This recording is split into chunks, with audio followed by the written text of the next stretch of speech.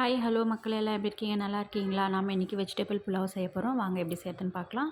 அதுக்கு பெரிய வெங்காயம் ஒரு 2 அரிஞ்சுக்கோங்க, 4 பச்சை மிளகாய், ஒரு கேரட்டு, ஒரே ஒரு தக்காளி, ஒரு 100 கிராம் பீன்ஸு, அப்புறம் பார்த்திங்கன்னா பச்சை பட்டாணி, புதினா, அப்புறம் பார்த்திங்கன்னா காலிஃப்ளவர். இப்போ நம்ம வந்து பார்த்திங்கன்னா இந்தியா கேட்டில் தான் அரிசி தான் நான் எடுத்திருக்கேன். அது பார்த்திங்கன்னா ஒரு 3 டம்ளர் ஊற வச்சுருக்கேன். காய் அரியும் போதே ஊற வச்சுட்டா நல்லா ஊறியிருக்கு பாருங்கள். இப்போ நம்ம வந்து பார்த்திங்கன்னா தாளிக்கிறதுக்கு என்ன தேவைப்படுது அப்படின்னு பார்த்திங்கன்னா பட்டை, லவங்கம், அப்புறம் அந்த நட்சத்திரம் மாதிரி இருக்க பூவு, ஏலக்காய் ஒரு 4 எடுத்திருக்கேன். இப்போ வந்து பார்த்திங்கன்னா மசாலா பார்த்திங்கன்னா நான் வந்து மிளகாத்தூள் யூஸ் பண்ண போகிறதில்ல. அதனால ஒரு 2 பெரிய பூண்டு, இஞ்சி ஒரு பெரிய பீஸு, ஒரு 6, 7 பச்சை மிளகாய் வந்து ஆட் பண்ணிக்கிறேன். நல்லா நைஸாக பேஸ்ட்டு மாதிரி அரைச்சிக்கலாம். இதில் வந்து பார்த்திங்கன்னா புதினாவும் நம்ம கொஞ்சம் ஒரு கைப்பிடி அளவு போட்டு அரைச்சி எடுத்துக்கலாம். இப்போ ஒரு குக்கரை வச்சுட்டு அதில் தேவையான அளவு நம்ம எண்ணெய் சேர்த்துட்டு, இப்போ நம்ம தாளிக்க வச்சுருந்தோம் இல்லைங்களா, பட்டை, லவங்கம், அந்த ஏலக்காய், அது இன்னும் பேர் எனக்கு தெரியல, தெரிஞ்சால் கமெண்ட் பாக்ஸில் கமெண்ட் பண்ணுங்கள். அந்த கருப்பாக இருக்கும் இல்லைங்களா, அது எல்லாத்தையும் நம்ம சேர்த்து நல்லா வந்து பொரியிற அளவுக்கு, நல்லா எண்ணெய் காஞ்சோடனே பொரியிற அளவுக்கு பார்த்துட்டு, அதுக்கப்புறம் நம்ம தேவையான அளவு வெங்காயத்தை சேர்த்துடலாம். அரிஞ்சு இருக்கக்கூடிய வெங்காயத்தை சேர்த்து நல்லா வதக்கிட்டு, அதுக்கப்புறமா அது பொன்னிறமாக வதங்கின பிறகு நம்ம ஒவ்வொரு காயாக வந்து அதில் ஆட் பண்ணிக்கலாம்.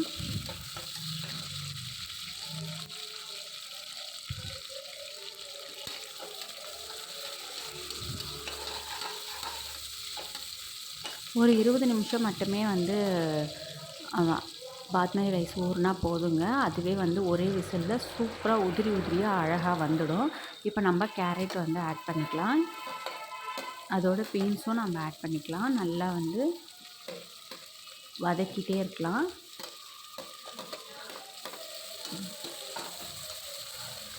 வதக்கிறதுலே ஒரு கால்வாசி பாயில் ஆகிடுச்சுன்னா நமக்கு ரொம்பவே டேஸ்ட் வந்து நல்லாயிருக்கும். இப்போ நம்ம வந்து பார்த்திங்கன்னா காலிஃப்ளவர் ஆட் பண்ணிக்கலாம். இது பச்சை பட்டாணி பார்த்திங்கன்னா மார்க்கெட்டில் அப்படியே வாங்கி உரித்து வச்சுக்கலாம், ஊற வச்ச பட்டாணி கிடையாது. நமக்கு வேணும்னா பட்டாணி நைட்டு ஊற வச்சுட்டு காலையில் சமைக்கிறப்போ யூஸ் பண்ணிக்கலாம். இப்போ நல்லா வதக்கி முடித்த உடனே நம்ம தக்காளியும் ஆட் பண்ணிக்கலாம்.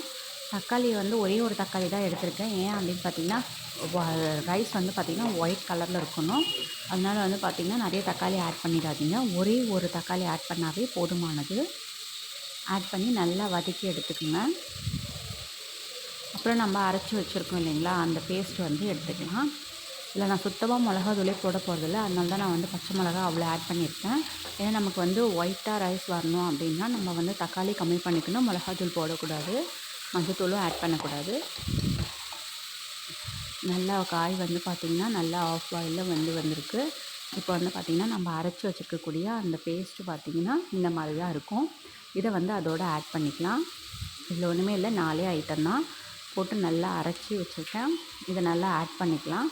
நல்லா வந்து பச்சை வாசனை போகிற அளவுக்கு வதக்கிட்டு அரிசியை சேர்த்துடலாம். இதில் எப்பவுமே பாஸ்மதி ரைஸ்க்கு பார்த்திங்கன்னா நீங்கள் எந்த கப்பில் அளக்குறீங்களோ இல்லை எந்த டம்ளரில் அளக்குறீங்களோ அதில் வந்து 1.25 அளவுக்கு நீங்கள் தண்ணி எடுத்துக்கோங்க. இப்போ நான் வந்து பார்த்திங்கன்னா ஒரு டம்ளரில் தான் அளந்துருக்கேன். நான் 3 டம்ளர் எடுத்திருக்கேன். அதுக்கு வந்து பார்த்திங்கன்னா 1 டம்ளர் 3/4 தண்ணி அப்படின்ற பதத்தில் நான் வந்து 3 டம்ளரும் 3/4 டம்ளரும் தண்ணி வந்து அதில் ஆட் பண்ண போகிறேன். ஆட் பண்ணி ஒரே ஒரு விசில் தாங்க. ஏன்னா இது வந்து பார்த்திங்கன்னா ஒரு 15 மினிட்ஸ்க்கு மேலே, ஒரு 20 மினிட்ஸ் கிட்ட வந்துடுச்சு அரிசி ஊற வச்சு. ஸோ அதனால் ஒரே ஒரு விசில் தான் விட்டு இறக்கி டம் இறங்கின வரைக்கும் வெயிட் பண்ணி அதுக்கப்புறம் ஓப்பன் பண்ணுங்கள். அப்படியே அர்ஜென்ட்டாக ஓப்பன் பண்ணிடாதீங்க. ரொம்ப பலன்னு அப்படியே குழையாமல் அப்படியே சூப்பராக உதிரி உதிரியாக இருக்குங்க. செம்ம டேஸ்ட்டாக இருக்கும் இந்த மாதிரி நீங்கள் பண்ணி பார்த்தீங்கன்னா.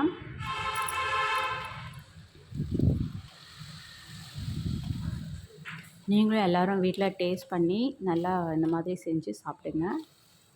இப்போ வந்து பார்த்திங்கன்னா நல்லா மழை பெஞ்சிட்ருக்கு. அதுக்கு தான் இந்த மாதிரி பாஸ்மதி ரைஸ் சுட சுட செஞ்சு சாப்பிட்லாம் அப்படின்னு சொல்லிட்டு நாங்கள் செஞ்சிட்ருக்கோம். நீங்களும் மழை டைமில் என்னெல்லாம் செஞ்சு சாப்பிடுவீங்க அப்படின்றத கமெண்ட் பாக்ஸில் சொல்லுங்கள். இப்போ தேவையான அளவு உப்பு சேர்த்தாச்சு. மேலே வந்து புதினாவும் லைட்டாக தூவி விட்டுட்டு ஒரே ஒரு விசில் போட்டு டம் இறங்கினோடனே நான் ஓப்பன் பண்ணுறேன். பாருங்கள் எவ்வளோ புகை வருது, பாருங்கள் எவ்வளோ உதிரி உதிரியாக அழகாக இருக்குது பாருங்கள் ரைஸு. சுட சுட வச்சு சாப்பிட்றதுக்கு ரொம்ப நல்லாயிருக்கும். இதில் வந்து பார்த்திங்கன்னா புதினா சட்னியும் வச்சுக்கலாம் தொட்டுக்கிறதுக்கு. அப்படி இல்லைன்னா நீங்கள் வீட்டில் எதனா ஊறுகாய் இருந்தால் கூட ரொம்ப டேஸ்ட்டு காம்பினேஷன் நல்லாயிருக்கும். Thank to watch.